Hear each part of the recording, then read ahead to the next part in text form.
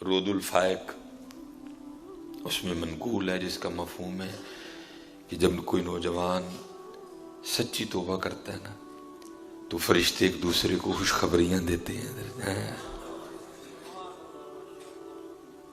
جب کوئی نوجوان گناہوں کا راستہ چھوڑ کے سچی توبہ کرتا ہے تو فرشتے ایک دوسرے کو خوشخبریاں دیتے ہیں۔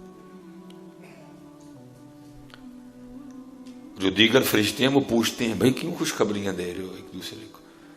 تو ان کو بتایا جاتا ہے ایک نوجوان نے گناہوں کا رشتہ چھوڑ کے نا اپنے اللہ کی بارگاہ میں سچی توبہ کر لیا ہے۔ پھر ایک اعلان کرنے والا اعلان کرتا ہے اس نوجوان کے توبہ کے استقبال میں ساری جنتوں کو سجا دو۔ تینوں روٹی دی فکر پہ گئی، تینوں روٹی دی فکر پہ گئی، یہ فکر کر میاں تیرا اللہ تجھ سے راضی نہیں ہے۔ اپنے اللہ کو منا، روٹی کی فکر پڑ گئی تجھے، اپنے اللہ کو راضی کر۔ تیرا مقصد صرف روٹی کمانا نہیں ہے، تیری تخلیق کا مقصد بہت بڑا ہے۔ تو وہی ہے جس کے لیے 4 قسمیں کھائیں اس نے، والتین والزیتون وطور سینین وہذا البلد الامین لقد خلقنا الانسان فی احسن تقویم۔ وہ جس کے لیے 4 قسمیں کھائی گئی وہ صرف روٹی کے لیے آیا ادھر۔ اقبال کہتے ہیں بے خبر تو جوہر آئینہ ایام ہے، تو جہاں میں خدا کا آخری پیغام ہے۔ ہاں بس ایک کام کرو پتر، جو طریقہ رسول اللہ علیہ الصلوۃ والسلام نے بتایا اس پہ نکل کھڑو پھر، اور اس پہ چھوڑ دو فقیری امیری میں کوشش پوری کرو، پوری محنت کرو پتر، لیکن رب کو ناراض کر کے نہیں، دھوکہ دے کے نہیں، جھوٹ بول کے نہیں، قسم کھا کے نہیں، کم تول کے نہیں، پورا تول، سچی بات، نو دھوکہ، نو فراڈ۔ ہاں جو نبی علیہ السلام نے طریقہ دیا، اپنے دن کی ابتدا فجر سے کرو، اپنے دن کی ابتدا استغفار سے کرو، اپنے دن کی ابتدا سورہ یاسین سے کرو، اپنے دن کی ابتدا درود پاک سے کرو، اپنے دن کی ابتدا ذکر و اذکار سے کرو، اور پھر نکل جاؤ اور چھوڑو پھر اپنے اللہ پہ حضرت، پھر دیکھو رنگ لگتے ہیں کہ نہیں لگتے ہیں پتر۔ اس کے مخالف چل کے کیا کر لو گے تم؟ وہ مجھے سمجھ یہ نہیں آ رہی، ایک بندہ ایک فیکٹری میں کام کر رہا ہے نا، وہ اپنے اس عارضی چھوٹے سے مالک کی مخالفت نہیں کرتا، وہ کہتا ہے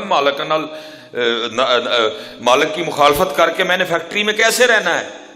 بھائی اتنی تجھے سینس ہے کہ اس چھوٹے سے مالک کی مخالفت کر کے تو فیکٹری میں نہیں رہ سکتا، اور تیری مت ماری گئی ہے تو اللہ اور اللہ کے رسول سے مخالفت کر کے یہاں کیسے سکھی رہ لے گا؟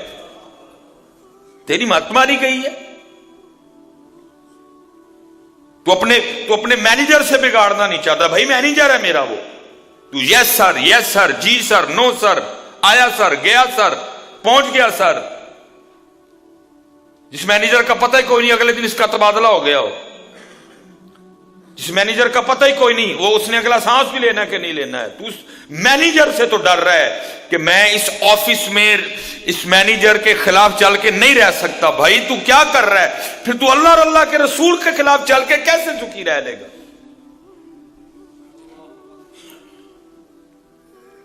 پتر ممبر رسول پہ بیٹھا ہوں، اللہ کی قسم ہے اندر تے جو ہے سو ہے، صرف باہر ہی کیتا ہے نا سونا۔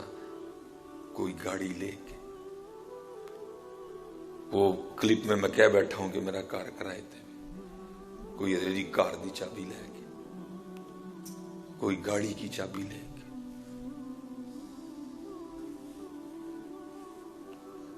تو ایک مینیجر سے مخالفت نہیں ڈالنا چاہتا کہ مینیجر کی مخالفت کر کے میں دفتر میں سکھی نہیں رہوں گا، اور تو اللہ اور اللہ کے رسول کی مخالفت کر رہا ہے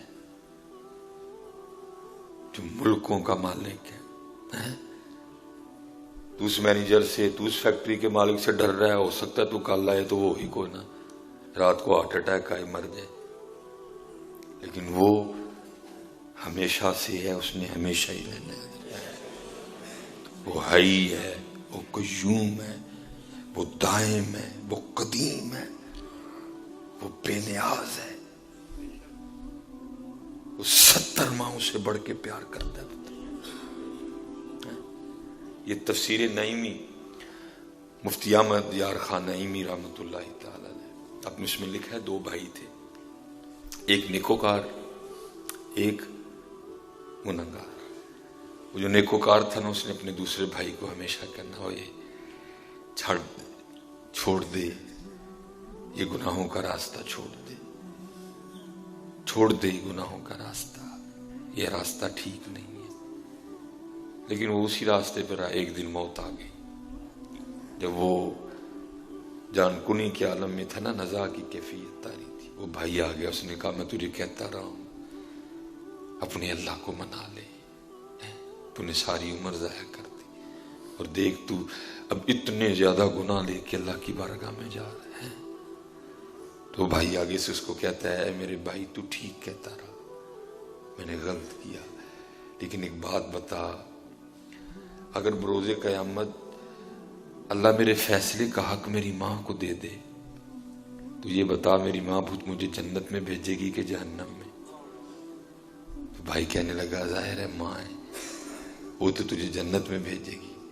وہ رو پڑا اور کہنے لگا اگر وہ ماں مجھے جنت میں بھیجے گی تو وہ میری ماں سے بھی زیادہ مجھ سے محبت کرتا ہے۔ یہ کہہ کے اس نے جان دے دی۔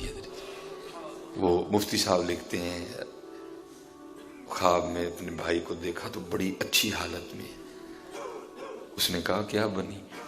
اس نے کہا بس جاتے ہوئے جو میں نے جملہ کہا تھا نا کہ اگر بروز قیامت میرا اللہ میرے فیصلے کا حق میری ماں کو دے دے تو کیا فیصلہ کرے گی، جنت یا جہنم؟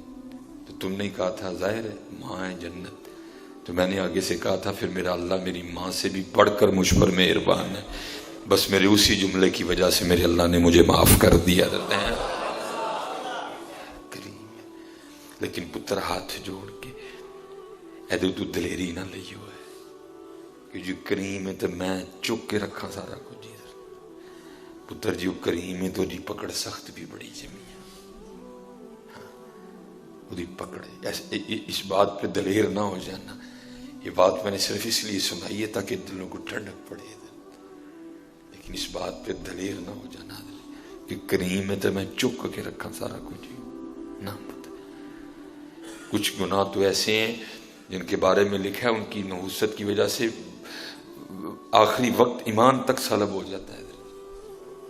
نہیں، بچوں گناہوں سے اپنے اللہ کو راضی کرو، اور حضرت جی کثرت سے استغفر اللہ استغفر اللہ اور علیہ الرحمت۔ آپ کی بارگاہ میں سوال آیا، حضرت زیادہ تسبیح پڑھا کہ استغفار زیادہ کرا؟ آپ نے فرمایا تسبیح کی بڑی شان ہے، ہر چیز اللہ کی پاکی بول رہی ہے، ہر چیز اللہ کی اپنے اپنے انداز سے پاکی بیان کر رہی ہے۔ حضرت سیدنا داؤد علیہ نبی علیہ الصلوۃ والسلام، آپ کے لیے لکھا ہے کہ آپ نے ایک دفعہ ایک مینڈک کو دیکھا جو ماہویت کے عالم میں اللہ کا ذکر کر رہا ہے۔ ہم تو کرتے ہیں نا، کوئی خارج کر رہا ہے، کوئی اللہ اللہ کر رہا ہے ساتھ چھت کو، نہیں، ماہویت کا عالم ہے، اس کو دائیں بائیں کی کوئی ہوش نہیں، ماہویت کا عالم ہے۔ اور کیونکہ حدیث بھی ہے، محبوب علیہ السلام نے فرمایا مینڈک کو نہ مارو، فَإِنَّهُ يُكْسِرُ التَّسْبِيحَ، یہ بڑی کثرت سے اللہ کی تسبیح بیان کرتا ہے۔ صحابہ نے اس کی محبوب علیہ السلام آپ پر ہمارے ماں باپ قربان، کیا کہتا ہے مینڈک؟ کیا ہے مینڈک کی تسبیح؟ آپ نے فرمایا مینڈک کہتا ہے سبحان المعبود فی لج البحار، یہ مینڈک کی تسبیح ہے۔ حضرت سیدنا داؤد علیہ نبی علیہ السلام نے اس مینڈک سے پوچھا وہ تو کب سے اسی طرح اللہ کا ذکر کر رہا ہے؟ اس مینڈک نے عرض کی اللہ کے نبی علیہ السلام متواتر 70 سال سے اسی طرح میں اللہ کی یاد میں محو ہوں، 70 سال سے اسی طرح میں اللہ کی یاد میں۔ ہاں پتر